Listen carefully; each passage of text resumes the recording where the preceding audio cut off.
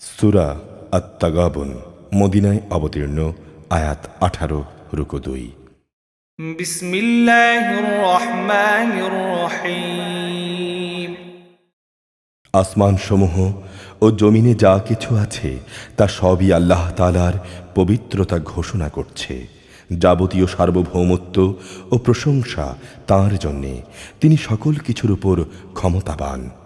তিনি আল্লাহ তাআলা, যিনি তোমাদের সৃষ্টি করেছেন। অতঃপর তোমাদের কিছু লোক এই কথা বিশ্বাস করে মোমেন হয়ে গেল, আবার কিছু লোক অবিশ্বাস করে কাফের থেকে গেল। আসলে তোমরা যা কিছু করো আল্লাহ তাআলা তা দেখেন।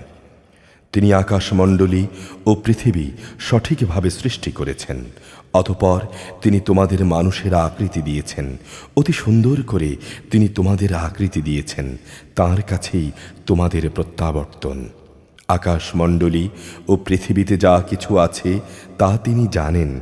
তিনি জানেন তোমরা যা কিছু গোপন করো আর যা কিছু প্রকাশ করো। আল্লাহ তাআলা তোমাদের মনের কথা জানেন। তোমাদের কাছে কি সেসব লোকের খোঁজ খবর কিছুই পৌঁছেনি যারা এর আগে বিভিন্ন নবীর সময়ে কুফরি করেছিল? অতঃপর তারা দুনিয়াতেই নিজেদের কর্মফল ভোগ করে নিয়েছে। তাদের জন্যে পরকালেও কঠোর যন্ত্রণাদায়ক আযাব রয়েছে।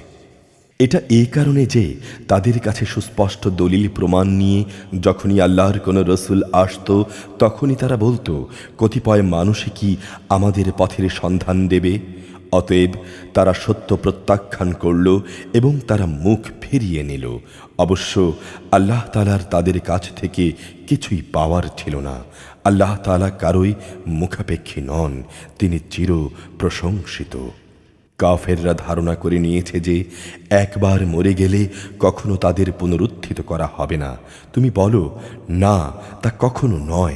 আমার মালিকের শপথ, অবশ্যই মৃত্যুর পর তোমাদের সবাইকে কবর থেকে ওঠানো হবে এবং তোমাদের বলে দেয়া হবে তোমরা কি কাজ করে এসেছো।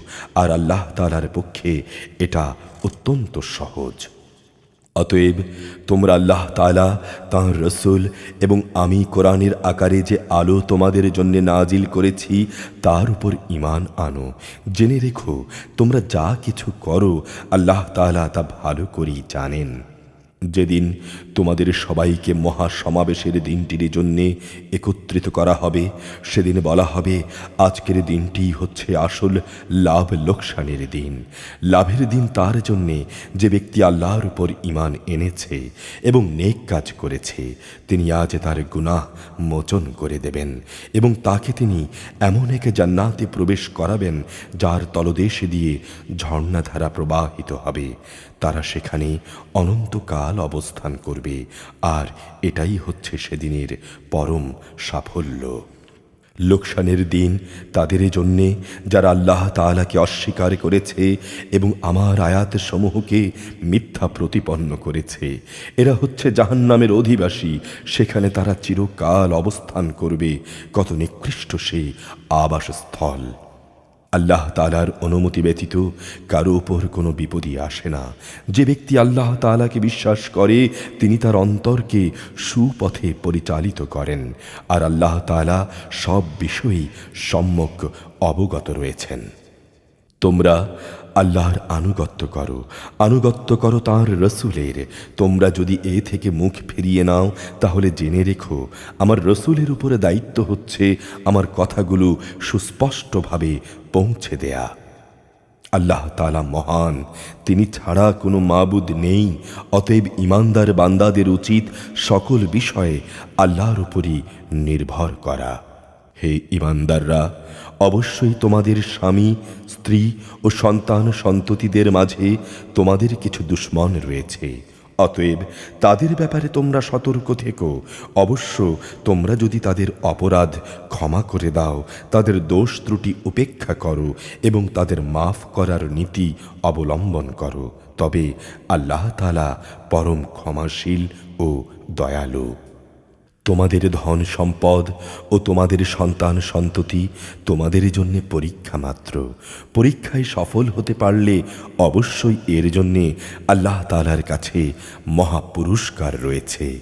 অতএব তোমরা সাধ্য মোতাবেক আল্লাহ তাআলাকে ভয় করো, তোমরা রসূলের আদেশ শোনো এবং তার কথা মতো চলো। আল্লাহর দেয়া ধন সম্পদ থেকে তারই উদ্দেশ্যে খরচ করো, এটি তোমাদের নিজেদের জন্যই কল্যাণকর। যে ব্যক্তিকে তার মনের লোভ লালসা থেকে রেহাই দেয়া হয়েছে, সে এবং তার মতো লোকেরাই হচ্ছে সফল কাম। যদি তোমরা আল্লাহ তাআলাকে ঋণ দাও, উত্তম ঋণ, তাহলে তিনি তা বহুগুণ বাড়িয়ে দেবেন এবং তিনি তোমাদের গুনাহ খাতা মাফ করে দেবেন। আল্লাহ তাআলা বড়ই গুণগ্রাহী ও পরম ধৈর্যশীল।